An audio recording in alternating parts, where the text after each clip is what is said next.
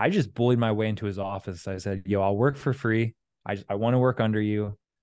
Which I found out it's actually illegal to work for free in California. Like there's insurance and all this other stuff. So he had to give me a minimum wage. Well, dude, Mhm. I'm cool with it. Right. I'll Just return it. teach. Yeah. 100%. You let me know what you need. Uh, I got you. And just from A to Z, the way that they carried themselves, ran their business, operated themselves and their business.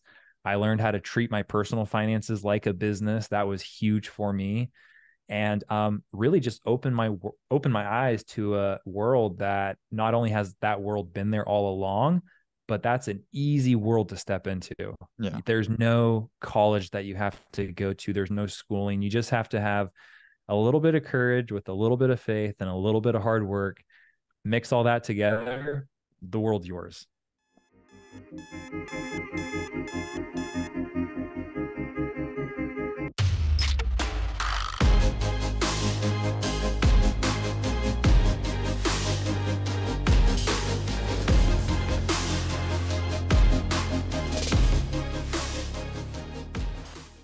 Hello, and welcome back to the Very Real Estate Effect podcast, a show dedicated to real estate investing right here in Quebec. And yet today, I'm very pleased and honored to actually have a real estate investor all the way from California, from San Diego, California. And today we have Peter Eberhardt. How are you doing, Peter? Hey, thanks for having me. I'm excited to be on a Canadians podcast. I think it's my first one. So I love Canada. You guys have a lot of Red Robins and Starbucks up there, but that's all I know from Canada from the few times I've been there. Oh, come on, man. How stereotypical of an American. I'm just kidding. So before we jump into it and we get into Peter's story, I just want to remind everyone, thank you for your continued support. Please share this episode with a friend who could benefit from this conversation, because the goal of the podcast is to inspire you and to remind you that if Peter and I can do it, then you can do it too. Start investing in real estate. It'll make a difference for you and for the generations to come. So on this wonderful note, so Peter, you live in San Diego. You started with a fourplex. How in the world did you start to get involved into real estate? Funny story. And to take it a little bit further back, I technically got started with a condo here, although I didn't know it at the time. And so I moved to San Diego to chase a dream in BMX racing. Like at 18 years old, I had already gotten to the top of the state and the local level Wow. up in Northern California where I lived, and I couldn't make any headway on the national level because the tracks, the resources, the environment, the weather, it just wasn't going to happen up in Northern California. So I said, hey, what do I need to do to get to the level I want to be? San Diego, we have the Olympic training centers down here. This is like the birth of BMX where everybody comes. And basically, I just moved myself down here to train amongst the Olympians because I wanted to be an Olympian. Right. And Okay. so that was my only focus. And so I moved myself down here, and very quickly, sort of the cost of living and everything caught up to me. And so I just thought it was I couldn't make sense of paying rent. So I was looking at my finances and I said, okay, my rent is my biggest expense. How can I reduce that or eliminate that completely?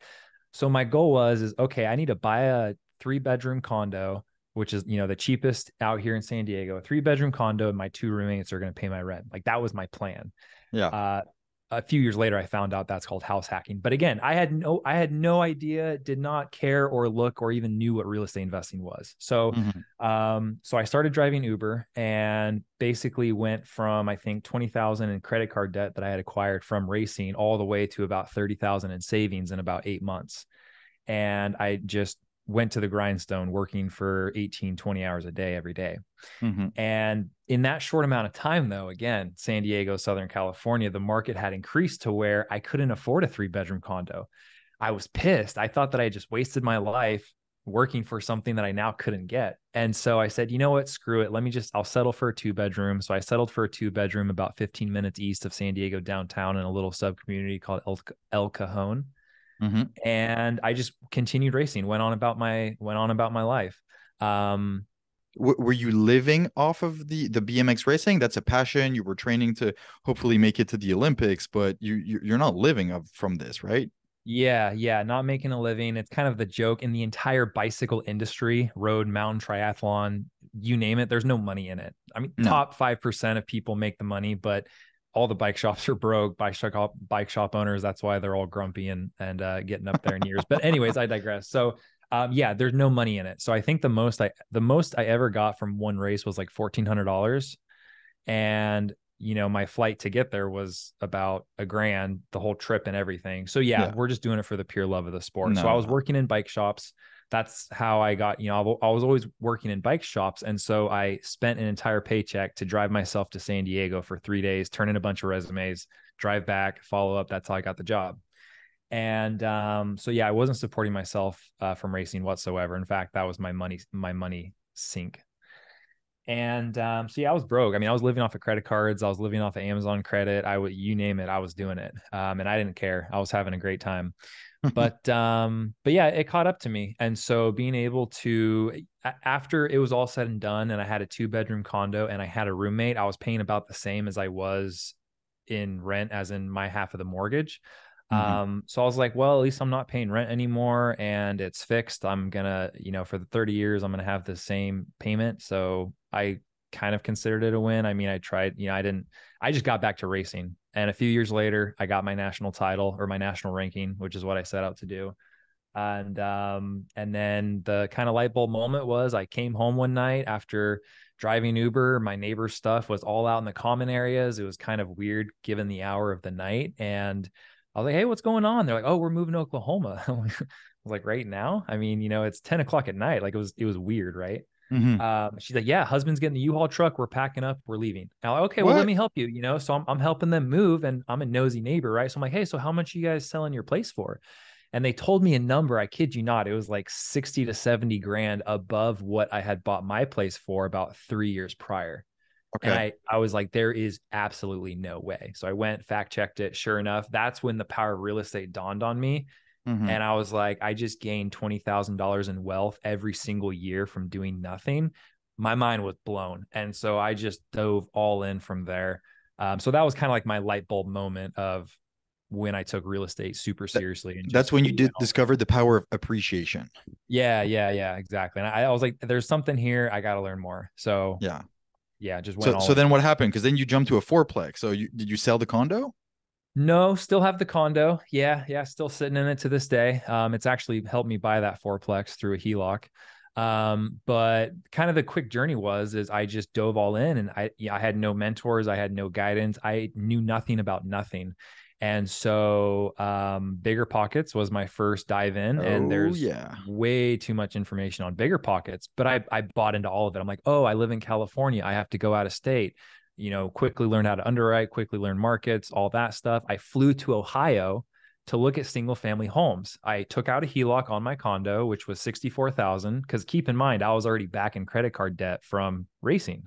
Hmm. And so I started to drive Uber again. I was doing that full time. I was working full time. I was working 100 hours a week, and I had my $64,000 from my HELOC. So I'm like, I'm going to go and I'm going to buy 2 single family homes, and that's going to be my start. And I flew out there, and it was the middle of winter, right? So that was also, anyways, A culture uh, shock. yeah, yeah, yeah. It didn't sit right to me. The distance, the bill, like paying a property manager didn't make sense to me. Hmm. Kind of a lot of things I realized were driven in my life is it didn't feel like sensible. And so it didn't make sense to pay a property manager. And so I put the brakes on that. I didn't make any moves. I came back to San Diego, and I started placing FHA offers on 4 units that was anywhere within driving distance, or within the qualifications of What? FHA. Wait. And So so FHA. Can you define that for our Canadian listeners? Federal Housing Administration, it's a basically, do you guys have FHA programs up there in Canada? Oh, okay. Okay. Yeah. So down here in the US, it's basically just government assistance to buy housing. The idea is to, again, chase this dream of home ownership and the allure of your house as an asset, which Okay. So everybody in buys Canada, we have into. the Canadian Mortgage Housing Corporation, which kind of fulfills the same. So you could go up to 85% loan to value. Perfect. Okay. Perfect. Yeah. Yeah. Down here, you can go up to 97.5 or 96.5%. Yeah. Okay. So 95 if Um, you're going to be a owner occupant. Yeah. Same thing. Correct. Hmm. Correct. Yeah. Yeah. So 3.5% down on 1 to 4 units. And that is, again, from where I'm from. And at the time, my income, my debt to income requirements was always a challenge to overcome. I wasn't making a whole lot doing the bike shop work. And for Uber, I would write everything off. So I couldn't claim any of that income on my Schedule C on my taxes, which was Hmm. another thing that I learned. And I started to not do that. And so let's see, where were we? So yeah, as the story goes, and then COVID hit. So now COVID has settled in the US and everything's going bonkers. I couldn't get an FHA offer accepted because of all the extra hoops that the sellers would have to go through. And Hmm. after I don't even know how many offers, I just said, you know what, screw it. Let me just put my entire money as my down payment and switch over to a conventional 20% offer. And this fourplex, this particular fourplex, I was actually third in line to get it. The agent called me up a month or two later and was like, hey, we just had two in a row fall out of escrow. Yours was the Are you third still best around? offer. You still want it. And I had no idea who. I had to recollect and like, hey, what 4 unit is this? Because I've been Yeah. just What looking and property? offering What are on you so talking about? many. Where is it? Yeah, but I didn't even really look. I just said, yep, I want it, because I knew that if I had offered on it in the past, Yeah. again, at this point, I didn't care, because in my mind, any deal, even if it was a bad deal, is better than no deal at all. Hmm. I'm all about taking action. That's And yes, but it's a dangerous reasoning to me. But sure. so for me personally, I am a huge risk taker, Hmm. and I'm actually very risk like it just Tolerant. I don't have that thing in my head that goes off that's like, this is risky. I just knew that I wanted to do something, and doing something was better than nothing, point blank. Hmm. So I said, yeah, I want it. And the reason why it kept falling out of escrow was because there's a trouble tenant that we had to evict during escrow, which caused an issue with the lending because they Hmm. needed that income, because I'm at the skin of my teeth. I'm trying to qualify for the Yeah, yeah. You property. barely qualify. Barely qualified. So fortunately, I had built up a real good, tight relationship with my lender over these 6 months of placing offers. And so that wasn't as big of an issue as I think it could have been. And so I closed on it. I had 1 unit that was already vacant, and it was totally trashed. And I just got right to work. The fourplex is about 350 miles away from where I live. It's up in Central Oh California. boy. Okay. And so I moved up there for 8 months and renovated all 4 units, Okay. and just turned over the whole property. So that You was renovated it all yourself? 85% of it. Going up there, my goal was to basically hire a contractor to teach me the things I didn't know, because I knew a Hmm. little bit, but I went up there with the intention of, oh yeah, paint, floors, fixtures, in and out in like a few Yeah, months. That was my goal. cosmetic. Yeah, that was my goal. We ended up putting in about 4 times the amount of capex that I had anticipated, and took 2 units all the way down to the studs, Hmm. new drywall, everything, and it just turned into a much bigger project than I had anticipated. As they often do. Yeah, as they often do. So yeah, I learned a lot, spent a lot, and I got a lot of returns. So that whole Give us a chapter in my life. so what did you pay for the property? Give us a ballpark. Property worth before and after. So the property was listed for 485,000. I offered 525,000. What? It appraised at 515,000. Okay. Now I had, or maybe actually, I don't think I had the reserves at the time to pay that extra 10 grand. And given the status of the history of the last two falling out of escrow, I didn't budge. I said, hey, I'll pay the appraised value. And so that's what I ended up closing on it for, was for 515,000. The seller also had an adjacent 4 unit right next door that I was also trying to get on an Ooh, FHA very offer. interesting. Yeah. Um, and that one I did not get because I couldn't qualify for it. And after they both closed, I was talking with the seller, because we were kind of in communication here and there. I was talking with the seller, and I found out that she would have seller financed it to me if she would have known that I Oh, wanted that yeah. other property. I had no Yeah. idea what seller financing was. Hmm. So I was like, "Oh man, that's a bummer. Like, well, let Yeah. me know if you have any other properties. You don't Hmm. know what you don't know, right? Yeah. But yeah, if I would have known a little bit, I could have gotten an 8 unit out of it. Live and learn.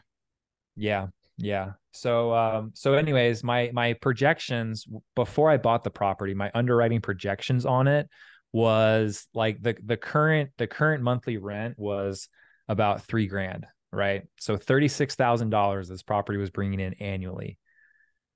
I was projecting, hey, with market rents and everything, I could bump that NOI up, or I could bump the gross income up to 57,000.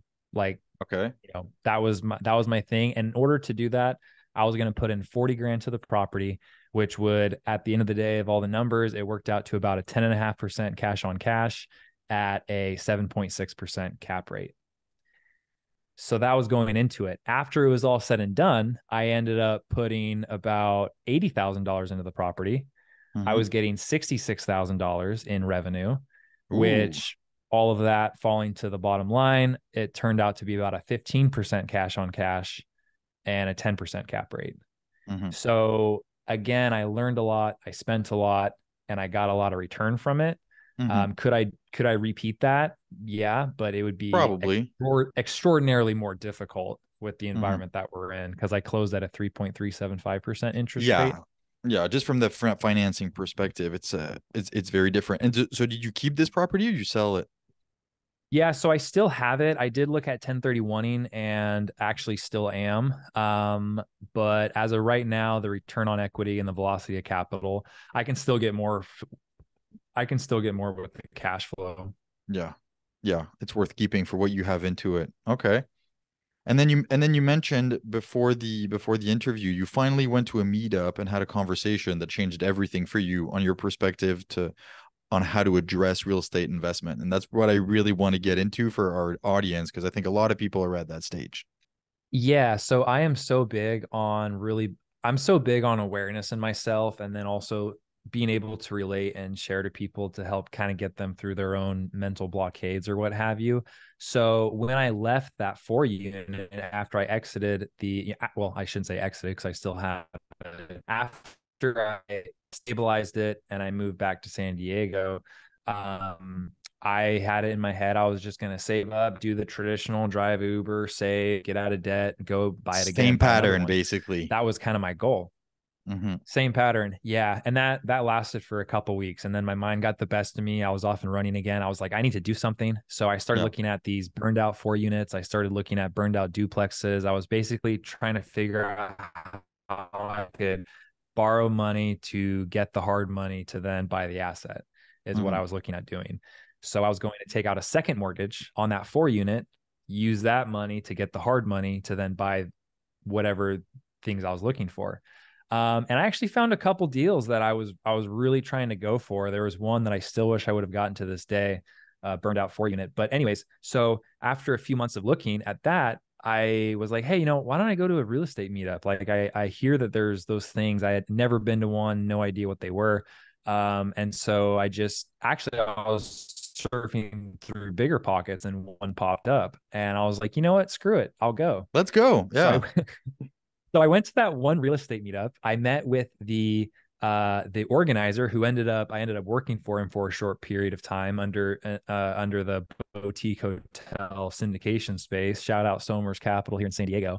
But I went to his meetup. I learned about what syndication was and how it was possible to scale and buy these more units. Of course, this didn't all happen from that in that night, but Of at course. that during that night, I met the organizer, dove into him, all the stuff on his Instagram, dove into all these keywords, and I literally drove myself sick over the course of a week listening to his podcast all day, all night. Like I had to know more. I was like, how does this work?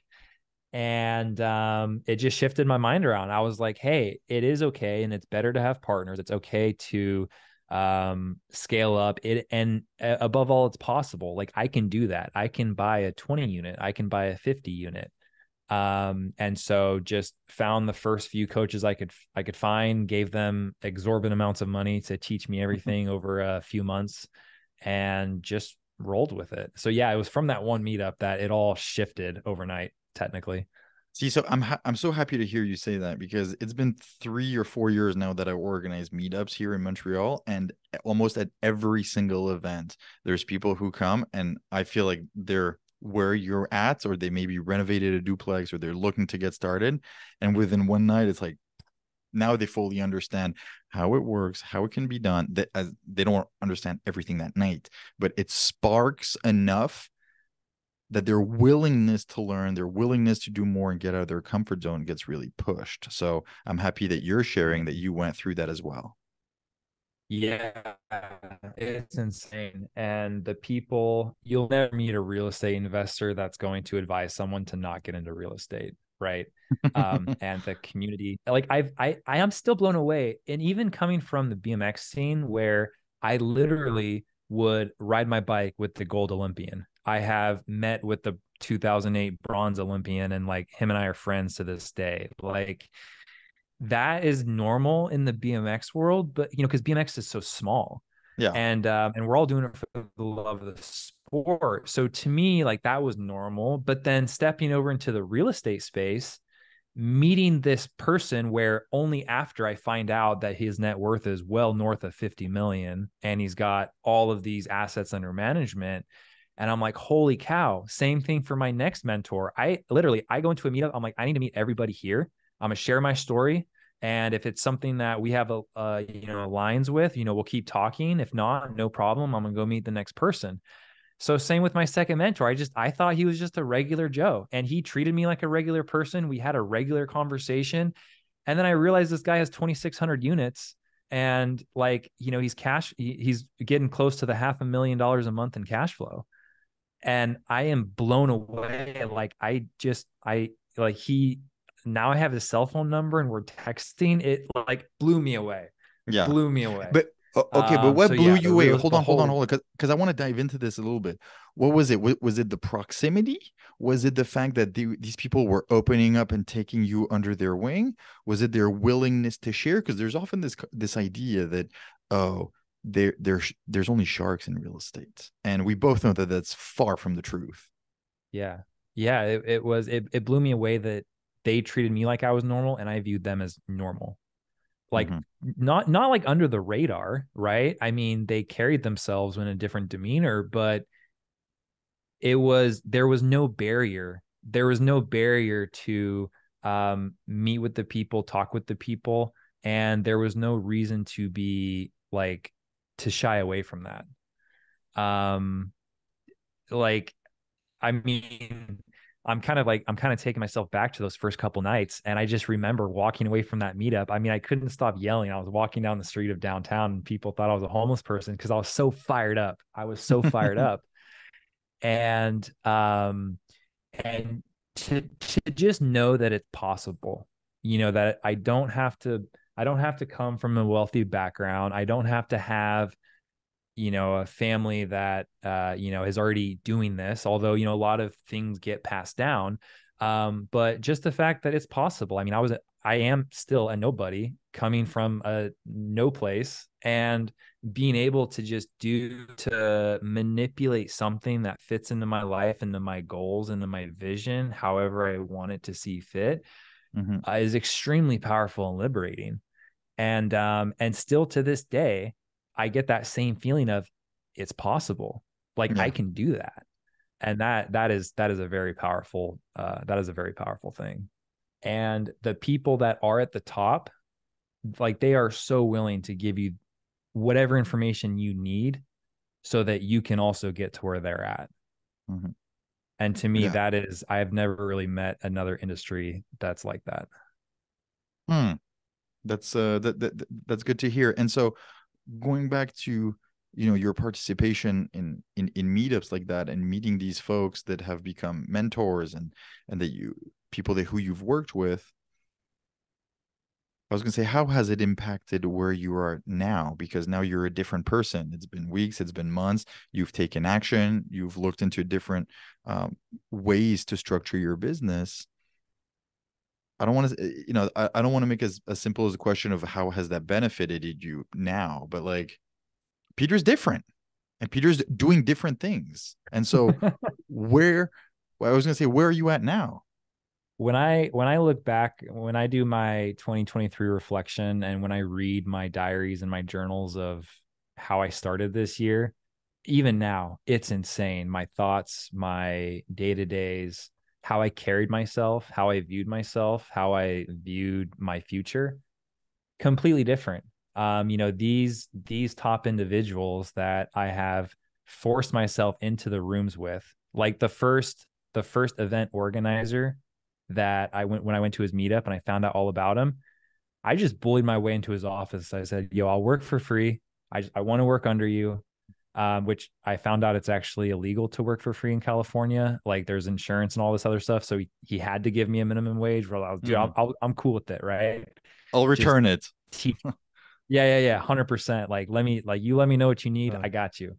And just the from A to Z, the way that they carried themselves, ran their business, operated themselves and their business. I learned how to treat my personal finances like a business. That was huge for me, and really just opened my eyes to a world that not only has that world been there all along, but that's an easy world to step into.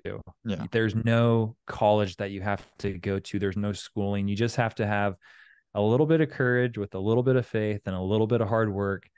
Mix all that together, the world's yours.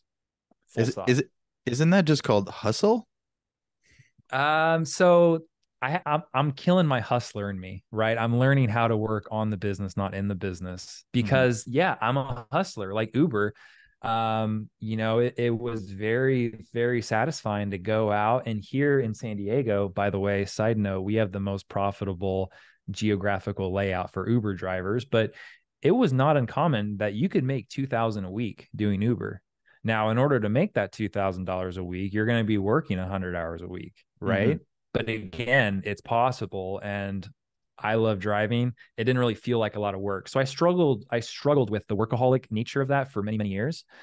And I thought that being a hustler was like that's what you had to do. Like you had to go out there, you had to hustle, which there is some truth to that.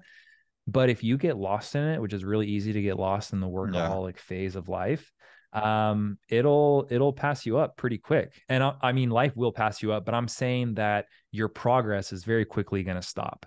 And Hmm. you're going to be baseline doing the same thing, making the same progress, and you're not really giving yourself the full potential that you have potentially. Hmm. And it's for what you said is like that for real estate too. At some point, you do have to step out of your comfort zone, and if if it feels like it's just normal and easy, you're not pushing yourself hard enough. You have to look at projects that you feel like you can't do this. It's too big for you. That's when you're in the right place. But not everyone Right. can do this. Right. Yeah, Mm. you got to go and you got to underwrite that 20 unit. You have to go and take that Mm. that open house tour of the fully stabilized 16 unit, right? Get the rent roll, meet with the brokers, Hmm. pretend like you can buy it. And Yeah. even if you got an offer accepted, the money's going to come from somewhere because that hustler part is going to come out of you and you're going to be on the phone all day making 100 phone calls. Yeah. And so, yeah, I mean, it's the term hustler is definitely a slippery slope that bittersweet sort of identity to that hustler part. Hmm. But I do think that growth and learning new things is a huge part of health and happiness. To always stimulate ourselves, learn something new, do something new, and take risks. I don't think for me, I feel that very little in my life has been a risk. And again, I don't know if it's common sense. I don't know. For me, it was like, hey, it makes common sense. I need to move myself to San Diego. It makes common sense. I need to buy a condo. It makes common sense. I need to buy a 4 unit. I need to get passive income. Hmm. Um, those were things that I never once got scared or viewed as a risk because I knew that the hustler part in me would be my fallback, We'll whether figure it out. it's whether it's Uber, DoorDash, getting another job, whatever. Like the money part was never um it was never an issue Hmm. because I knew I Well, could let get it. that be an inspiration for all those who are out there who are kind of scared of or freaking out about money, about finding capital. I can't do this deal. It's too big for me. It's like, no, just put it under contract. You'll figure it out. Peter, if people want to reach out to you, what's the best way to get in touch? I would say if you want to reach out to me, send me a text, call me. Like I would love to talk with whoever's listening and to get you past that analysis paralysis or that shiny object syndrome that a lot of newer people stepping into the space really struggle and fight with. My phone number directly 707-489-6236. I don't even care if you spam me because it's so easy to block you. So don't matter. Use Well it. said. Don't use it. Don't abuse it. Instagram would be another great place, which is simply my first name and last name. So at Peter Eberhardt. And you can kind of catch me and what I'm going on at the current moment. Sounds good. And I invite everybody to do that and to follow you and go look at it. So thank you very much, Peter, for sharing your story today. And I like the parallel with the BMX world, because there's a lot in there. So thank you very much. And to everyone who's listening, again, share this episode with a friend who could be inspired by Peter's story. And thank you, Peter, again for your participation. Thank you for having me on. It was a great show. Talk to you guys next time. Sounds good. And to everyone listening, as I always say, keep researching your market, make some offers, and I'll talk to you next week. Thank you.